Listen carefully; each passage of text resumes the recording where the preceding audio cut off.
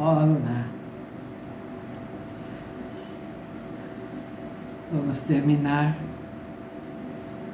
de ler o capítulo 53, que é o último capítulo desse volume 1 da história de Ramsés.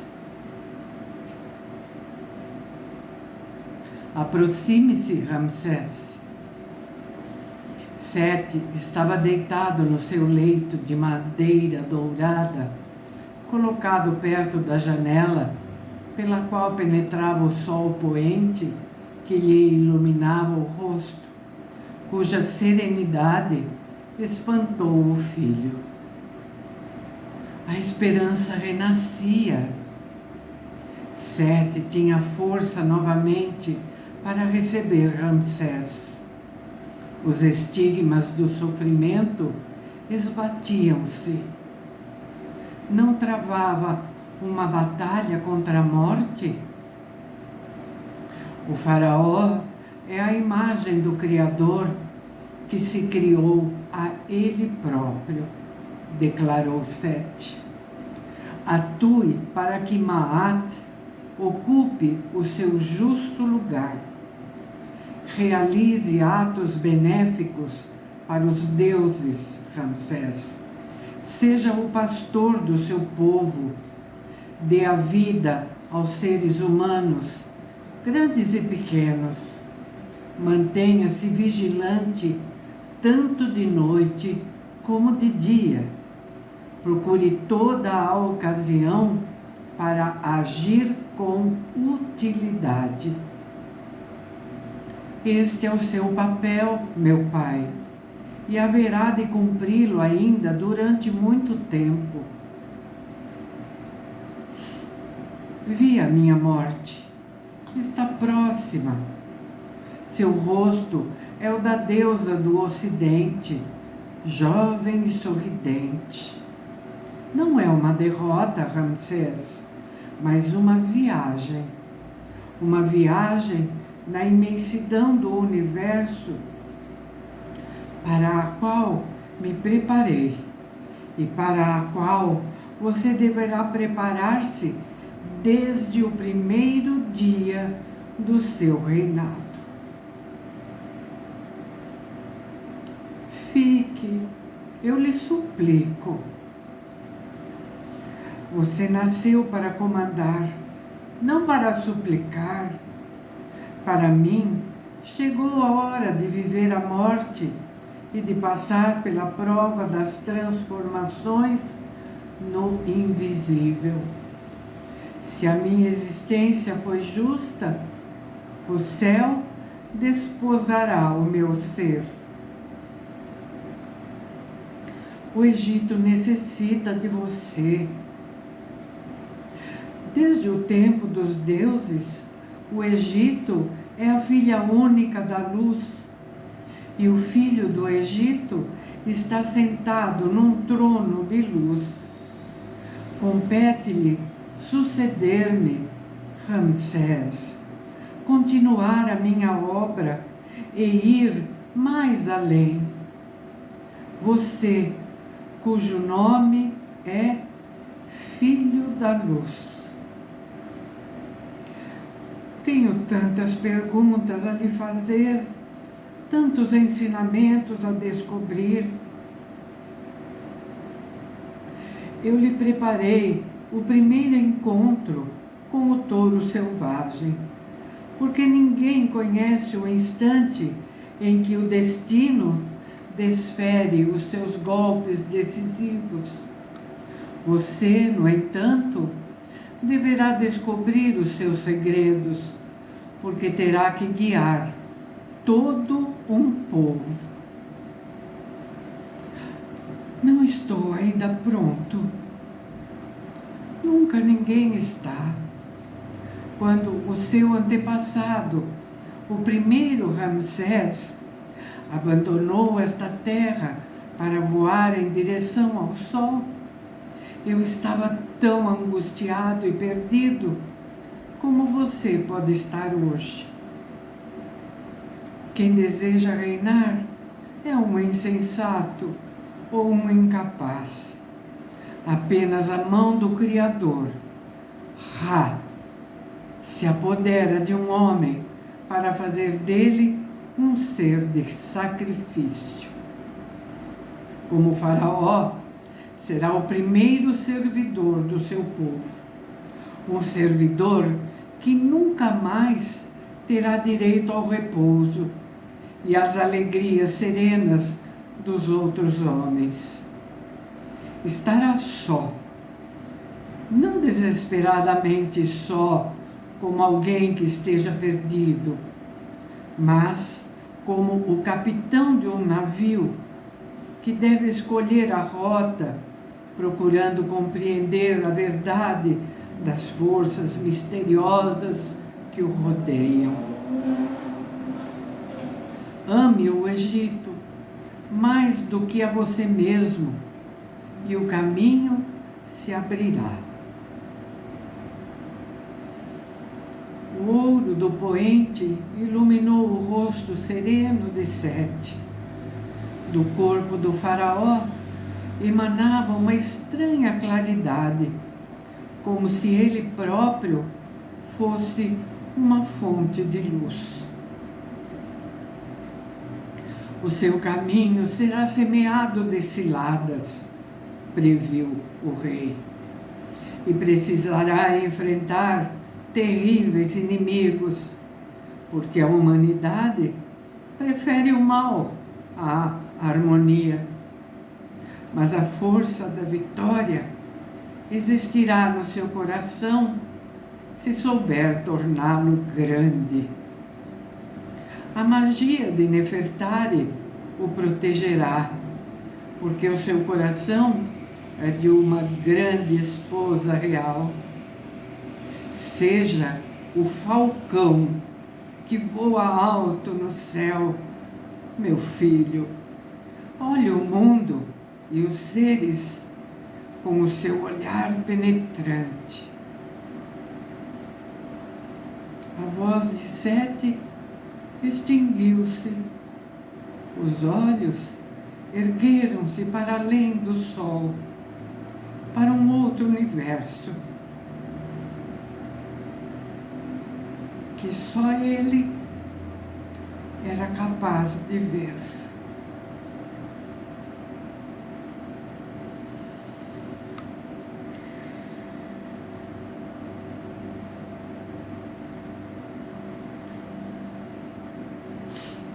Shinar hesitava ainda em desencadear a ofensiva dos seus aliados.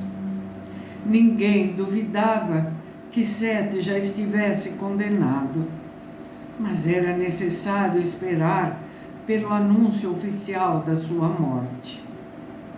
Qualquer precipitação iria contra os seus objetivos.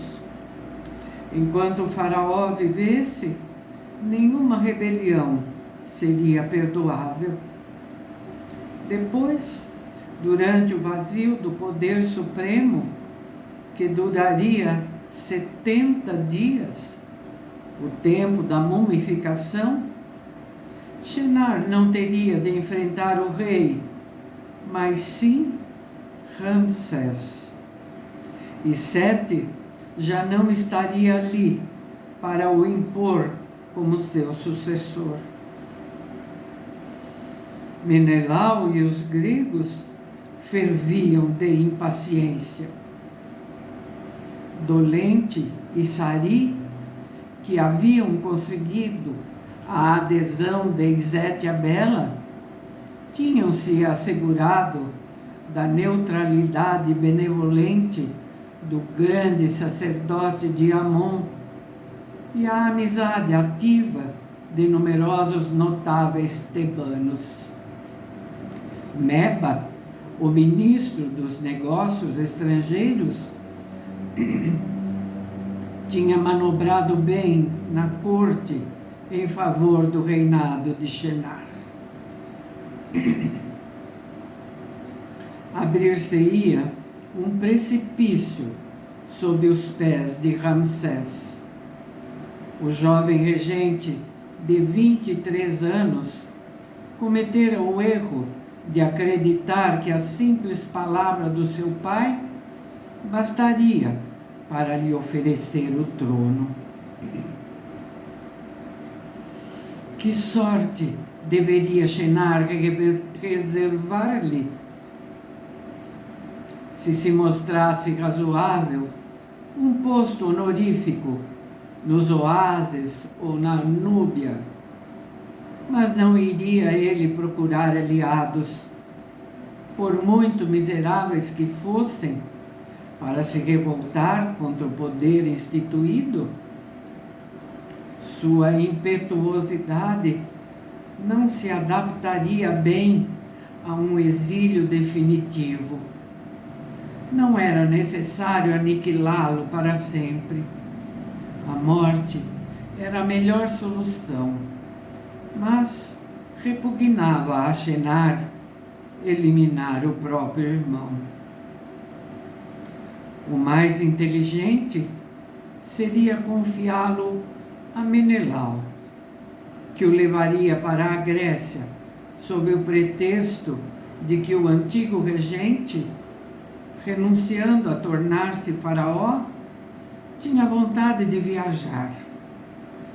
O rei da Lacedemônia o manteria prisioneiro naquele país longínquo, onde Ramsés definharia, esquecido de todos. Quanto a Nefertari, de acordo com a sua vocação inicial, ficaria reclusa num templo da província. Shenar mandou vir o cabeleireiro, a manicure e o pedicure. O futuro senhor do Egito devia apresentar-se como uma distinção real, sem falha.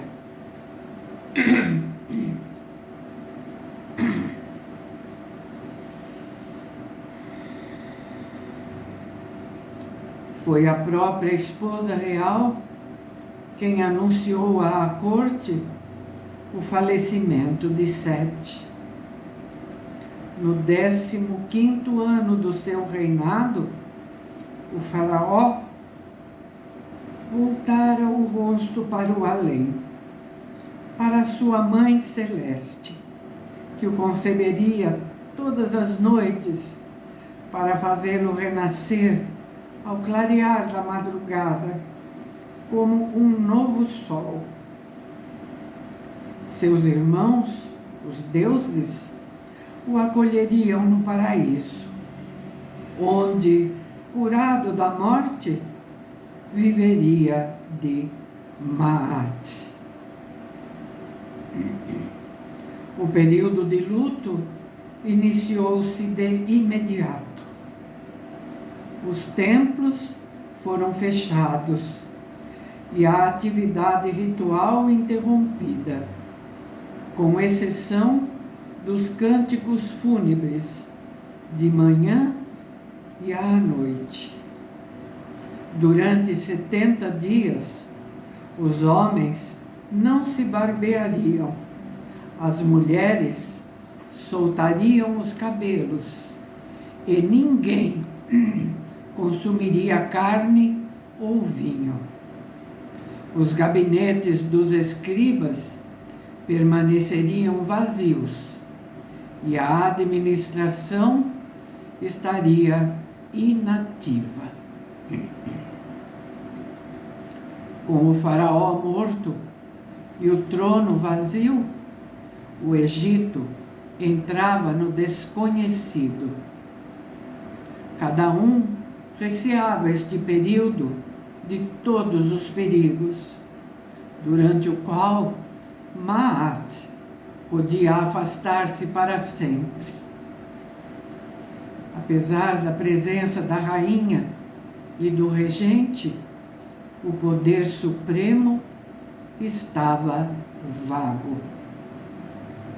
Atraídas por essa situação, as potências das trevas manifestar-se-iam de 1001 maneiras, a fim de privar o Egito do sopro vital e capturá-lo no seu regaço.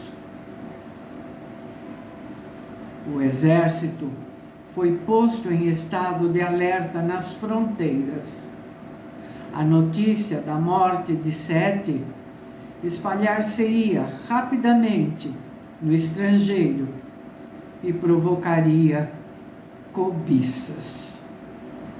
Os hititas e outros povos guerreiros atacariam as franjas do delta ou preparariam uma invasão em massa, com a qual sonhavam igualmente os piratas e os beduínos. Sete, apenas com a sua estatura, reduzia-os à impotência. Uma vez desaparecido, saberia o Egito defender-se?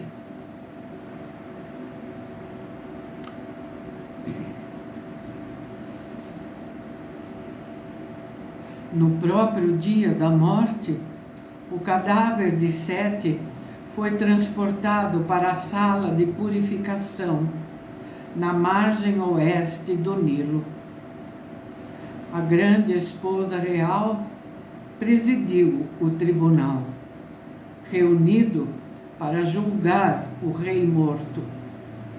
Ela própria, os filhos, o vizir, os membros do Conselho dos Sábios, os principais dignitários, os servidores da sua casa, declararam, depois de terem prestado juramento e de se comprometerem a dizer a verdade, que Sete tinha sido um rei justo e que não tinham qualquer queixa a apresentar contra ele. Os vivos tinham dado o seu veredito. A alma de Sete podia ir ao encontro do passador, atravessar o rio do outro mundo e navegar para a margem das estrelas. Era ainda necessário transformar o seu corpo mortal em Osíris e mumificá-lo segundo os rituais reais. Logo que os mumificadores tivessem procedido à extração das vísceras e à desidratação da carne, graças ao natrão e à exposição ao sol, os ritualistas envolveriam o rei morto em faixas, e Sete partiria para o Vale dos Reis, onde tinha sido aberta a sua morada de eternidade.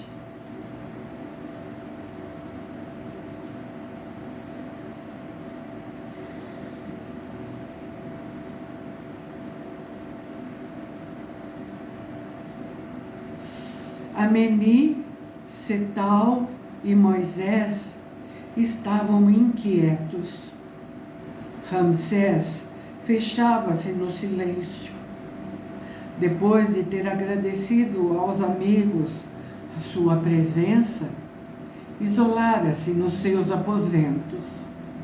Apenas Nefertari conseguia trocar algumas palavras com ele, sem, no entanto, arrancá-lo do seu desespero. Ameni estava muito mais angustiado do que Shenar, que depois de ter manifestado o seu desgosto com a necessária ostentação, desenvolvia uma surpreendente atividade, fazendo contatos com os responsáveis pelos diversos ministérios e tomando a seu cargo a administração do país. Perante o vizir, tinha insistido no seu desinteresse e preocupação em preservar a prosperidade do reino, apesar do período de luto. Tuia deveria censurar o filho mais velho, mas a rainha não abandonava o marido. Encarnação da deusa Ísis, desempenhava um papel mágico indispensável à ressurreição. Até o momento em que o Osíris-7 fosse depositado no seu sarcófago, o Senhor da vida, a grande esposa real, não se preocuparia com os assuntos deste mundo. Shenar tinha o campo livre.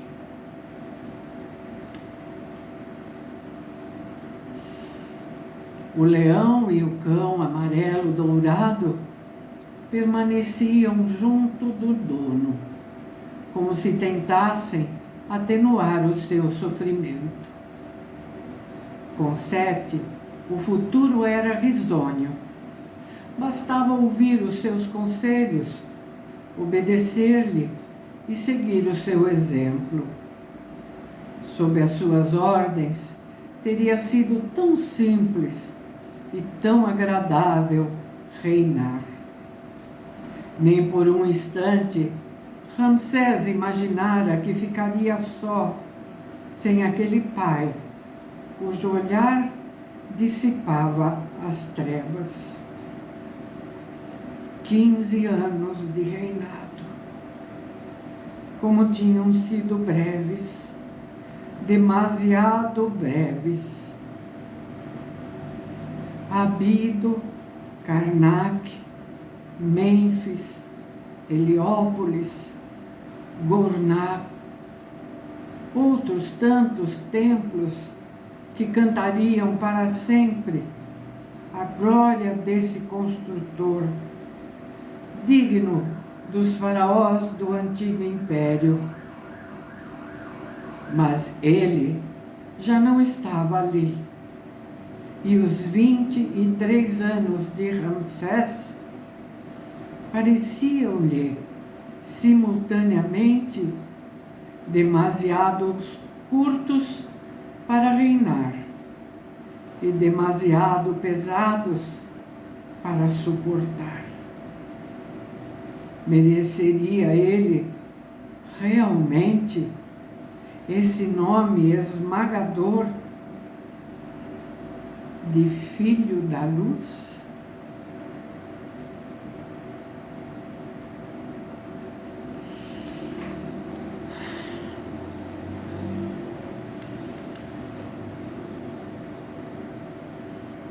Assim, encerramos o primeiro volume.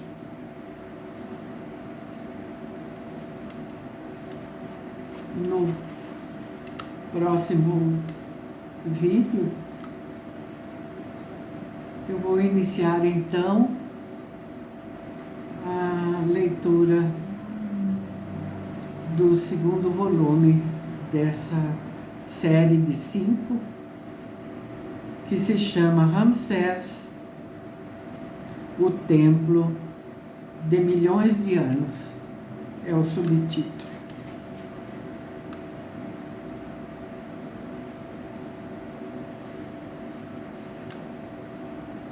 Então, quem esteve aqui comigo acompanhando essa leitura, se agradou dela,